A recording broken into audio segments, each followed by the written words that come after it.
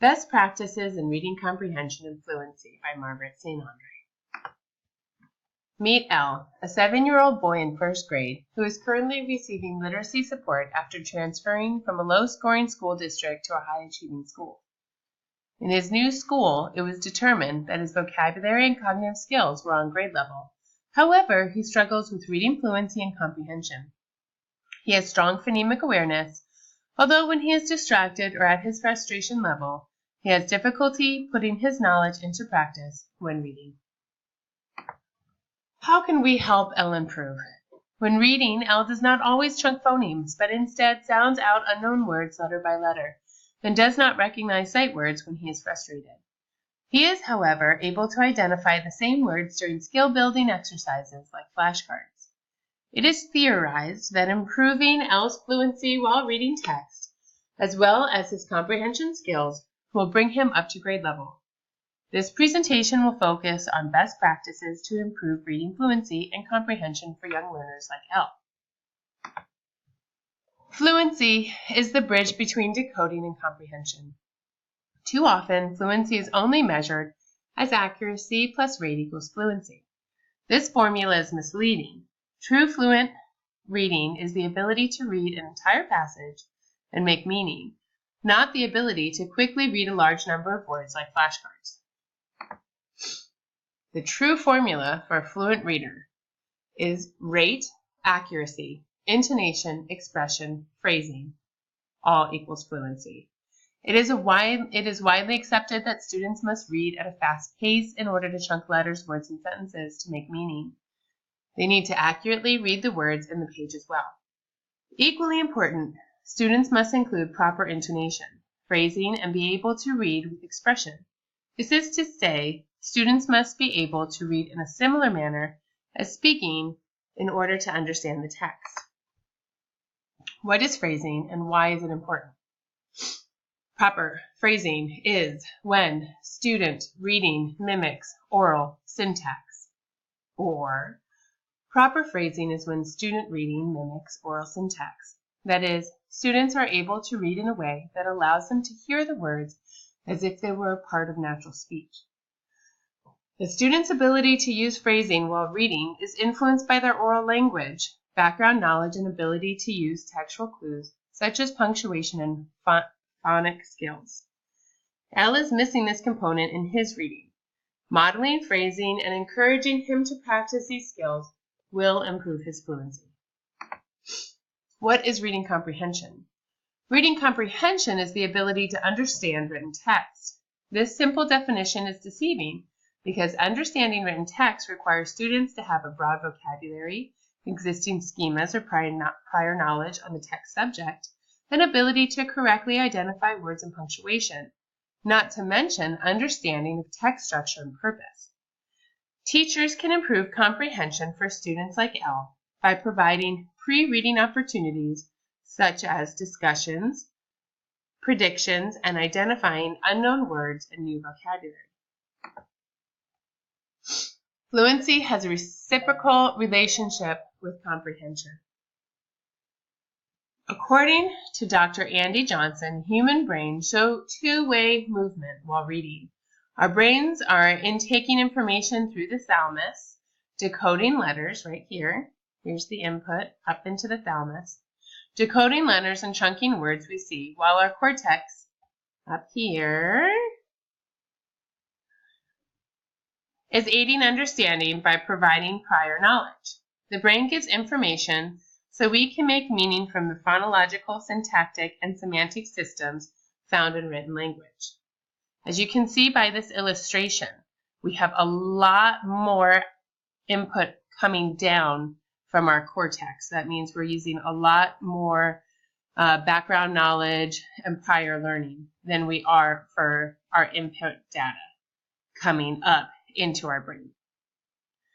L needs to activate his cortex in order to improve his phonological and syntactic awareness while reading.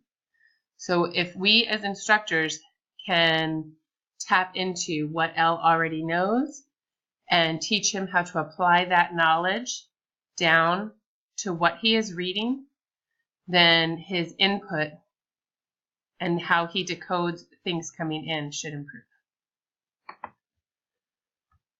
When improving reading comprehension and fluency in the classroom, all intervention programs should include reading, interesting text that motivates students as well as text of varying ability level, vocabulary development, through speaking practice and conversation.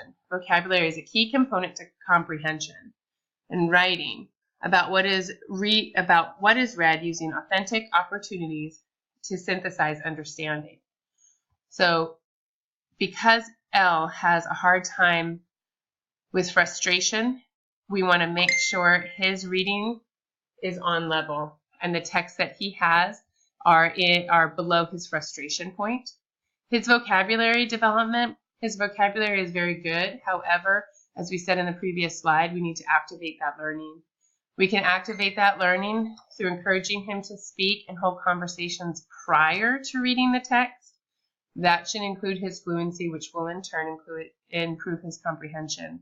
And finally, adding not just writing summaries at the end or simple who, what, where, whens, but possibly rewriting stories, write a letter to a friend on what happened in the story if you liked it. Those type of authentic opportunities will increase L's buy-in and his motivation to do well. Gradual release of responsibility. In order to improve L's phrasing, intonation, and syntactic reading structures, teachers should first introduce this strategy through explicit instruction. Let him know that reading in this way is expected and will improve his understanding. So if he knows what to do and what's expected, he's more likely to do it. Next, teachers should model proper reading fluency. This model should include direction on when to pause, if the passage makes sense, and if the inflection and emotion was appropriate for the content. After modeling behavior, L and other students should be given time to collaborate together as well as with the teacher to practice the skill. Checking for progress. The final steps in this gradual release of responsibility, in which the teacher was first completely responsible for the skill until the student reaches independent mastery, is to allow the student to practice on their own with teacher-led monitoring until he is ready to read fluently and independently. A good way for L and the teacher to decide if he is ready for independence is to record him reading. Then play the recording for him while he follows the text. This will encourage the student to recognize any mistakes he made. It will also allow the teacher and the learner an opportunity to discuss what is wrong and how it can be fixed in the future. So if L has a chance to hear his own reading while going over the text, he should be able to catch his mistakes. That's the goal, and the metacognition that needs to be increased. At home and at school, it is important that students like L be given more opportunities to read passages and books and less assignments on rote memory skill building. In his case, L has shown mastery in memorizing, recall, and recognizing phonics, sight words, and sentence structure. What he needs now is to apply these skills through sustained reading. Research shows that struggling students like L need to read authentic and motivating material in order to develop the proper fluency and comprehension of a good reader. So as we said before, he's very good at flashcards. He knows his sounds and his phonemes. What he needs to do is practice those things and decrease his frustration level.